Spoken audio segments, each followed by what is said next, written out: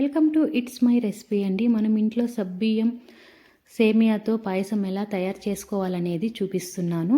ఇలా చేసుకుంటే చాలా బాగుంటుందండి. మీరు ఒకసారి ఇలా తయారు చేసి చూడండి. చాలా టేస్టీగా ఉంటుంది. మళ్ళీ మళ్ళీ చేసుకోవాలనిపించేటట్టు ఉంటుంది. మీకు దీనికి కావాల్సినవి చూపిస్తాను. నేను 1.5 లీటర్ వాటర్ అనేది తీసుకున్నానండి. ఈ వాటర్ మనకి బాగా తెల్లు రావాలి. తెల్లు వస్తేనే అప్పుడు మనం సగ్గుబియ్యం అనేది వేసుకోవాలి. ఇప్పుడు చూడండి, వాటర్ బాగా తెలియని కదా. నేను 1 గ్లాసు సగ్గుబియ్యం తీసుకున్నానండి. సగ్గుబియ్యం ఏం నానపెట్టుకోవలేదండి. ఇట్లా వేస్తే కూడా ఉడికిపోతుంది. నేనైతే ఏం నానపెట్టనండి, ఇట్లాగే వేసేస్తాను. ఇప్పుడు మనం కలుపుకోవాలండి. మధ్య మధ్యలో మనం సగ్గుబియ్యం వేసినాక కలుపుకోవాలి, లేదంటే మాడిపోతుంది, కింద అడుగు అంటుతుంది. ఇప్పుడు మనం తీసి దీన్ని పక్క స్టవ్ మీద పెట్టుకొని అంతలోపల మనం జీడిపప్పు సేమియా వేయించుకుందామండి. ఇప్పుడు దీంట్లోకి 2 స్పూన్లు నెయ్యి అనేది వేసుకుందాము. జీడిపప్పు వేయించి పెట్టుకుందాము, పక్కన పెట్టుకుందాము. చూడండి, నేను జీడిపప్పు అనేది వేసేసి మనం కలుపుకుంటూ ఉండాలండి. జీడిపప్పు లేదా మాడిపోతుంది.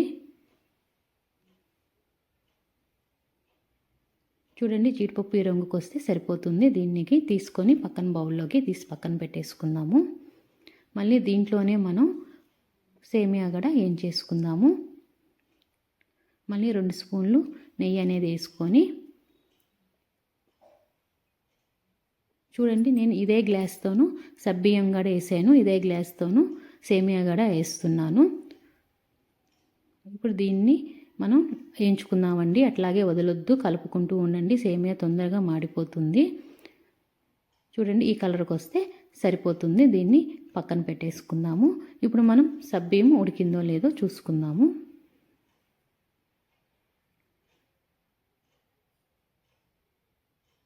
ఇంకొంచెం ఉడకాలండి సబ్బియ్యం. చూడండి, తెల్లగా ఉంది కదా, ఇంకొంచెం ఉడికితే సరిపోతుంది. చూడండి, మనకి ఇట్లా ప్రెస్ చేసినప్పుడు మనకి సబ్బియ్యం అనేది నలిగిపోవాలి. ఇప్పుడు చూడండి, మనకి కరిగిపోయింది కదా సబ్బియ్యం కూడా. ఇప్పుడు మనం సబ్బియ్యము ఉడికిందో లేదో చూద్దాము. ఇప్పుడు సబ్బియ్యం అనేది ఉడికిపోయిందండి. ఇట్లా ఉడికితే సరిపోతుంది. మళ్ళీ ఎందుకంటే మనం సేమియా వేస్తాం కదా, సేమియా వేసినప్పుడు సేమియా ఇది 2 ఉడికిపోతాయి. సేమియా తొందరగా ఉడికిపోతుందండి. ఇప్పుడు సేమియా మొత్తం మనం దీంట్లో వేసేసుకుందాము. సేమియా అంతా వేసేసుకొని ఇప్పుడు మనం దీన్ని ఉడకబెట్టుకుందాము. సేమియా కూడా వేసేసాం కదండి, మధ్య మధ్యలో కలుపుకుంటూ ఉండండి. ఇట్లా చేసి చూడండి, చాలా బాగుంటుంది, చాలా టేస్టీగా ఉంటుంది.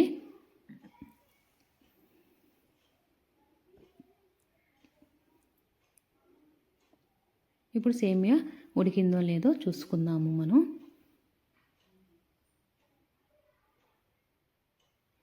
చూడండి, సేమియా అనేది ఉడికిపోయింది. ఇట్లా అన్నప్పుడు మనకి నలిగిపోతే ఉడికిపోయినట్టండి. చూడండి, ఇట్లా అన్నప్పుడు మనకి బాగా ప్రెస్ చేసినప్పుడు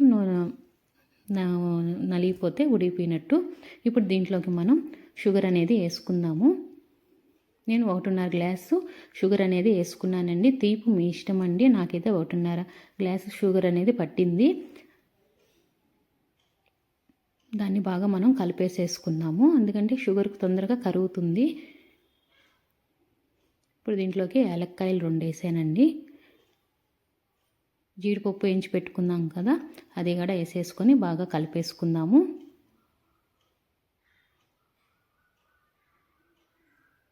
ఇప్పుడు దీంట్లోకి మనం పాలు ముందు కాసి పక్కన పెట్టుకొని ఉండాలండి. మనం వేడి పాలు పోసుకోవాలి, అంటే మనం కాసిని పోసుకోవాలి, పచ్చి పోసుకోకూడదు. నేను కాసి పక్కన పెట్టుకున్నాను. నాకు దీంట్లోకి 3 గ్లాసులు పాలు అనేది పట్టింది. ఇప్పుడు మనం కలుపుకుంటూ 3 గ్లాసులు అనేది చూసుకుంటా పోసుకుంటే సరిపోతుంది. నాకు మొత్తం 3 గ్లాసులు పాలు అనేది పట్టిందండి. చూడండి, ఇప్పుడు కరెక్ట్గా వచ్చింది.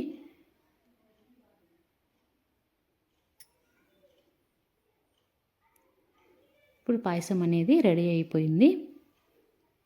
చూడండి, పాయసం అనేది రెడీ అయిపోయింది. ఇప్పుడు మనం బౌల్లోకి తీసేసుకుందాము. చూడండి, ఎంత బాగా వచ్చిందను. మళ్ళీ మళ్ళీ తినాలనిపించేటట్టు వచ్చింది కదండి. చాలా బాగుంది కదా. నచ్చితే